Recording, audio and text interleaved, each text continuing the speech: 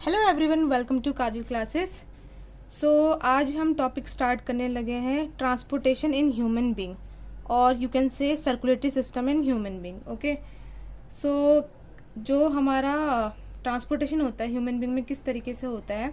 So human being जो है एक मल्टी सेलुलर ऑर्गेनिज्म है जिसको अपने नीड और रेगुलर मतलब सप्लाई फूड चाहिए, ऑक्सीजन भी चाहिए अपने लाइफ के लिए। सो ये सारा फंक्शन जो है कौन परफॉर्म करता है, सप्लाई करना फूड को, ऑक्सीजन प्रोवाइड करना, ये सारा सर्कुलेटरी सिस्टम देखता है। और जो सर्कुलेटरी सिस्टम है वो 3 पार्ट्स में है, कंसिस्ट करता है। सबसे पहला इंपॉर्टेंट है हार्ट, जिसको हम पंपिंग ऑर्गन भी बोलते हैं। जो सेकंड है वो आर्टरीज एंड वेन। जो आर्टरी और वेन होते हैं वो क्या है, ब्लड वेसल्स है हमारे। थर्ड जो पार्ट है वो ब्लड एंड लिम्फ है। ठीक है, सो सर्कुलेटरी सिस्टम है जो हमारा, ये हार्ट है, हम हार्ट को शो कर रहे हैं, तो ये हार्ट का डायग्राम है। अब इसमें जो ब्लड है, जो ऑक्सीजनेटेड और डीऑक्सीजनेटेड ब्लड कैसे ट्रेवल करता है वो मैं आपको एक्सप्लेन करूंगी स्टेप बाय स्टेप। तो ये जो पल्मोनरी आर्टरी और पल्मोनरी वेन है ये लंग्स के अंदर के पार्ट है, ये लंग्स को बोल सकते हैं हम, पल्मोनरी हम लंग्स को भी यूज करते हैं वर्ड। तो जो पल्मोनरी वेन है वहां से आपका जो है ऑक्सीजनेटेड ब्लड आ रहा, मीन्स फ्रेश ब्लड जिसमें ऑक्सीजन की क्वांटिटी बहुत ज्यादा है, वो लंग से क्या बोलते हैं एक्सचेंज होके आ रहा है, मतलब लंग से वो पास होके आया यहाँ पे। तो ये जब आएगा तो लेफ्ट एट्रियम में आएगा। तो जब लेफ्ट एट्रियम उस समय क्या करता है, रिलैक्स रहता है, जब ये जो ब्लड है वो कलेक्ट हो रहा होता है यहाँ पे एट्रियम में। उसके बाद अब क्या करेगा, लेफ्ट एट्रियम पास करेगा, ट्रांसफर करेगा ब्लड को लेफ्ट वेंट्रिकल में, और ये कॉन्ट्रैक्ट होगा। लेफ्ट वेंट्रिकल क्या करेगा, कॉन्ट्रैक्ट करेगा उस समय। ठीक है, उसके बाद ये कलेक्ट कर लेगा, तो जो लेफ्ट वेंट्रिकल है उसके बाद कलेक्ट कर लेगा जब ब्लड को, ऑक्सीजनेटेड ब्लड को, फिर ये क्या करेगा, यहाँ से सीधा कहाँ भेजेगा, एरोटा से पूरे बॉडी में सप्लाई करेगा, क्योंकि जो ऑक्सीजनेटेड ब्लड है उसकी नीड पूरे बॉडी को होती है, हर एक सेल को चाहिए। ठीक है, सो जो लेफ्ट वेंट्रिकल से कहाँ जाएगा आपको ऑक्सीजनेटेड ब्लड, एरोटा से बाहर चले जाएगा, आपके पूरे बॉडी को सप्लाई करेगा यहाँ से। ठीक है, सो ये तो बात थी ऑक्सीजनेटेड ब्लड की, लंग्स से लेफ्ट एट्रियम से left ventricle, then aorta, aorta से फिर नेक्स्ट आपकी बॉडी पे जाता है। ठीक है ना, होल बॉडी पे जाएगा ये। तो ये बात थी। अब डीऑक्सीजनेटेड ब्लड की बात करते हैं हम, इसके ऑपोजिट। ठीक है, जो डीऑक्सीजनेटेड ब्लड है वो क्या करता है, वो आपके वेना कैवा, 2 तरह के होते हैं, लोअर बॉडी भी होती है वेना कैवा की, लोअर बॉडी, और जो वेना कैवा यहाँ पे मैंने अपने लोकेट नहीं किया, तो यहाँ पे जो आपका है ये ऊपर वाला हो गया वेना कैवा अपर बॉडी। ठीक है, तो जो ब्लड है वो कहाँ से आ रहा है, पंप होके आपका जो डीऑक्सीजनेटेड ब्लड है वो अपर चैम्बर से आएगा, वेना कैवा का राइट एट्रियम में आएगा। ये राइट एट्रियम में, ये राइट वेंट्रिकल है, तो राइट वेंट्रिकल में ब्लड कलेक्ट हो रहा है। ठीक है, यहाँ पे जो डीऑक्सीजनेटेड ब्लड है पूरे बॉडी से जो है आ रहा है वेस्ट ब्लड, वो यहाँ कलेक्ट होगा राइट एट्रियम में। उसके बाद राइट एट्रियम में क्या किया, उस समय रिलैक्स रहेगा जब ब्लड यहाँ कलेक्ट होगा। उसके बाद थोड़ी देर बाद क्या करेगा, ये ट्रांसफर करेगा राइट वेंट्रिकल में, और जो राइट वेंट्रिकल है वो कॉन्ट्रैक्ट करना स्टार्ट करेगा।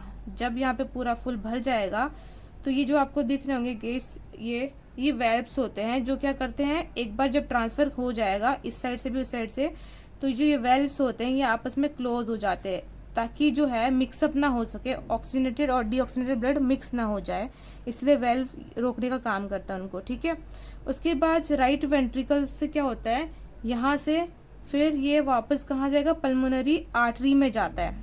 क्यों जाएगा, क्योंकि ये डीऑक्सीजनेटेड ब्लड है, ये बॉडी से आ रहा है वेस्ट ब्लड, तो ये एक्सचेंज होगा, ऑक्सीजन रिच ब्लड बनाएगा, ऑक्सीजनेटेड ब्लड बनाएगा, कहाँ जाकर, पल्मोनरी आर्टरी से लंग्स के पास जाएगा, और लंग्स में फिर क्या होगा, एक्सचेंज होगा गैसेस का, और वहां से जो डीऑक्सीजनेटेड ब्लड है वो एक्सचेंज होके आएगी पल्मोनरी वेन से, फिर अंदर आएगी ऑक्सीजनेटेड ब्लड बनकर, और फिर वहीं से ये साइकिल दोबारा से रिपीट होता रहेगा।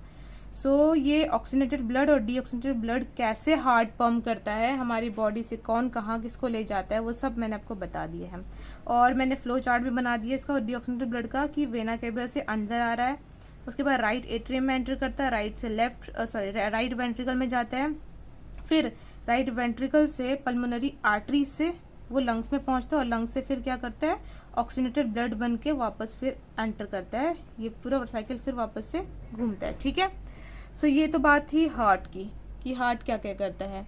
और एक और बात इसमें, जो राइट वेंट्रिकल होता है, ये जो है राइट वेंट्रिकल है, ये पार्ट ये थोड़ा थिक होता है, थिकर और मस्कुलर वॉल होती है इसकी, सो डैट जो ब्लड है उसको पंप कर सके, बहुत सारे ऑर्गन में पहुंचा सके, ठीक है। सो उसके आगे अब हम पढ़ेंगे कि blood circulation in human body, किस किस तरीके से जो ब्लड है वो सर्कुलेट होता है। एक वर्ड है डबल सर्कुलेशन, क्या होता है, ठीक है। डबल सर्कुलेशन का मतलब पता चल रहा होगा, डबल मतलब 2 बार, सर्कुलेशन मतलब साइकिल मूव करेगी।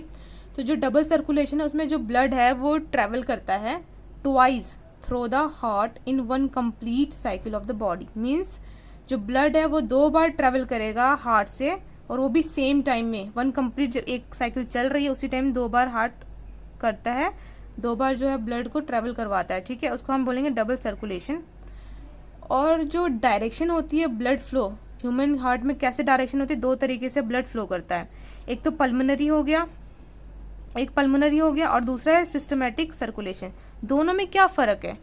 पल्मोनरी सर्कुलेशन मतलब जो कि लंग से हार्ट तक पहुंच रहा है, जो उसको हम बोलेंगे पल्मोनरी सर्कुलेशन। मतलब जो ब्लड है मूव कर रहा है, कहाँ से मूव करता है, हार्ट टू लंग, ठीक है, या फिर बैक लंग टू हार्ट, तो उसको हम बोलेंगे पल्मोनरी सर्कुलेशन। और जो सेकंड है नेक्स्ट, सिस्टमेटिक सर्कुलेशन, क्या होता है, जो ब्लड है वो मूव करता है from heart to rest of the body and back to the heart, ठीक है। सो ये हार्ट से बॉडी में बैक, मतलब बॉडी में करता है, फ्लो करता है, और बॉडी से बैक हार्ट में करता है। तो सिंपली आप बोल सकते हैं जब हार्ट से लंग में हो रहा है तो हम बोल सकते हैं कि डीऑक्सीनेटेड ब्लड की बात कर रहे हैं हम, इसको हम डीऑक्सीनेटेड ब्लड बोल सकते हैं। और जब हार्ट से एरोटा के थ्रू पूरे बॉडी में जा रहा है तो उस समय क्या है, ऑक्सीजनेटेड ब्लड की बात कर रहे हैं हम। तो सिस्टमेटिक सर्कुलेशन और पल्मोनरी सर्कुलेशन आपको होप सो क्लियर हो गया होगा। अब नेक्स्ट हम जो अपना हार्ट हमने कंप्लीट कर लिया, जो फर्स्ट पंपिंग ऑर्गन था हमारा सर्कुलेटरी सिस्टम का। अब हम आ जाते हैं थर्ड पार्ट पे आ जाते हैं, ब्लड एंड लिम्फ, ठीक है।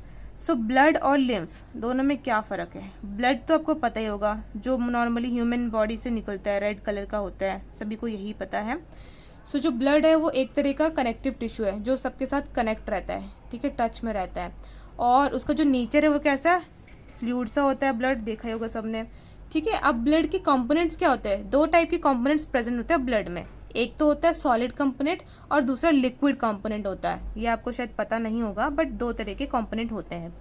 अब जो सॉलिड कंपोनेंट है उसमें 3 चीज़ें प्रेजेंट होती है, RBC, WBC and blood platelets. So जो आरबीसी है उसका क्या है full form? Red blood cell बोलते हैं आरबीसी को। और जो आरबीसी होता है वो क्या कैरी करते हैं? ऑक्सीजन एंड कार्बन डाइऑक्साइड को कैरी करता है, और वो कंटेन करता है हीमोग्लोबिन, जो क्या करता है, हमारे ब्लड को रेड कलर प्रोवाइड करता है, ठीक है। सो अगर नॉर्मली देखा जाए, जो हमारा ब्लड का जो कलर होता है रेड, वो किसकी वजह से होता है? हीमोग्लोबिन की वजह से होता है, ठीक है। नेक्स्ट है डब्ल्यूबीसी, जिसको हम बोलते हैं वाइट ब्लड सेल्स बोलते हैं डब्ल्यूबीसी को। सो जो डब्ल्यूबीसी सेल है उसका क्या काम करता है? वो एक तरह का बॉडी डिफेंस है, मतलब अगर कोई भी जम या फिर कोई भी मार देता है, ठीक है ना, तो एक तरीके से वो क्या बॉडी डिफेंस का काम करता है। कौन करता है? वाइट ब्लड सेल्स करते हैं, ठीक है, हमें बचाते हैं, प्रोटेक्ट करते हैं। नेक्स्ट ब्लड का कंपोनेंट है, सॉलिड कंपोनेंट, वो है ब्लड प्लेटलेट्स, ठीक है। तो जो ब्लड प्लेटलेट्स है वो क्या करता है? हेल्प करता है ब्लड क्लॉटिंग में। ब्लड क्लॉटिंग मतलब कि जब ब्लड रिलीज होता है कहीं इंजरी से, तो थोड़ी देर में हमारे, अगर आप देखोगे ध्यान से, तो आपकी क्लॉटिंग होना स्टार्ट हो जाता है, ब्लड मतलब सूखने लगता है, क्लॉट होने लगता है, ठीक है। अगर ऐसा नहीं होगा तो ब्लड बहुत ज़्यादा लॉस हो जाएगा और जिसकी वजह से कुछ प्रॉब्लम हो सकती है सीरियस, ठीक है। उसके बाद नेक्स्ट कंपोनेंट है वो है लिक्विड कंपोनेंट, जिसको हम बोलते हैं प्लाज्मा, ठीक है। प्लाज्मा आपको पता को नॉर्मली येलोइश कलर का होता है, वो फ्लूइड जैसा होता है, और उसमें 90% वाटर होता है प्लस 10% ऑर्गेनिक सब्सटेंसेस प्रेजेंट होते हैं, ठीक है। अब जो लिम्फ है, लिम्फ भी येलोइश फ्लूइड है, जो कहाँ प्रेजेंट होता है? Which escape from the blood capillaries into the intercellular space में होते हैं प्रेजेंट, ठीक है। ये क्या कंटेन करते हैं? लेस प्रोटीन कंटेन करते हैं देन ब्लड से, ठीक है ना। और ये फ्लो कहाँ से करते हैं? टिश्यू से हार्ट में जाते हैं, और वहाँ से क्या होता है? Which help in the transportation and destroying germs, ठीक है। उसके बाद ये क्या कैरी करते हैं अपने साथ? जो लिम्फ होते हैं, एक तो डाइजेस्टेड और एब्जॉर्ब फैट, दोनों को ही ये क्या करते हैं?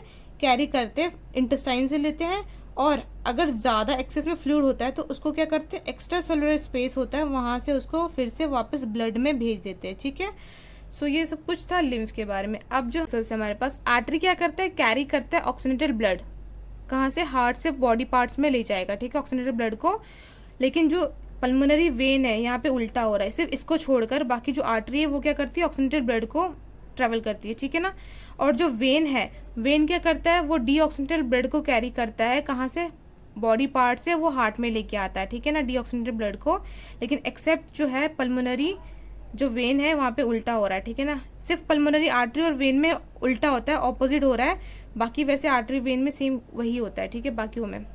उसके बाद है जो आर्टरी होता है, जो आर्टरी है वो क्या करता है, डिस्ट्रीब्यूटिंग वेसल भी बोल सकते हैं उनको। क्यों, क्योंकि वो क्या कर रहा है, ऑक्सीजनेटेड ब्लड को हार्ट से पूरी बॉडी में डिस्ट्रीब्यूट करने का काम कर रहे हैं, तो उनको हम डिस्ट्रीब्यूटिंग वेसल भी बोल सकते हैं। और जो हमारा वेन्स है वो क्या कर रहे हैं, कलेक्टिंग वेसल का काम कर रहे हैं। कैसे कर रहे हैं वेन्स, क्योंकि वेन्स क्या कर रहे हैं, ब्लड को पूरे बॉडी से क्या कर रहे हैं, कलेक्ट कर रहे हैं हार्ट में, तो इसलिए उसको हम कलेक्टिंग वेसल बोल सकते हैं, ठीक है। जो थर्ड पॉइंट है आर्टरी का वो है कि जो आर्टरीज होती है वो थिक और इलास्टिक होती है, ठीक है।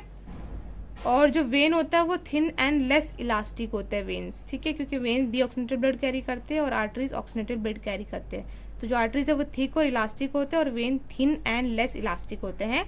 उसके बाद जो लास्ट पॉइंट है इसका वो ये है कि जो आपकी आर्टरीज होती है वो कहाँ होता है, डीप सीटेड होती है, मतलब आपकी स्किन से काफ़ी अंदर पाई जाती है आर्टरी, ठीक है ना।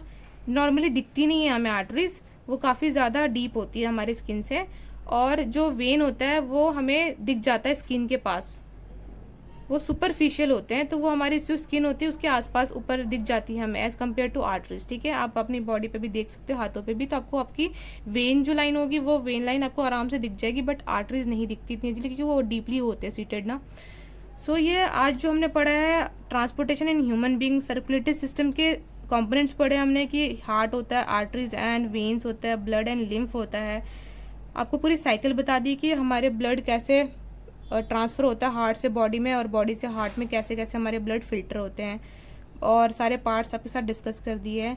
तो जो आज का हमारा टॉपिक था वो ख़त्म हो गया है। तो अगर आपको मेरी वीडियो पसंद आई हो, मेरा पढ़ाने का तरीका पसंद आया, तो प्लीज़ लाइक, शेयर और सब्सक्राइब कर देना मेरे चैनल को।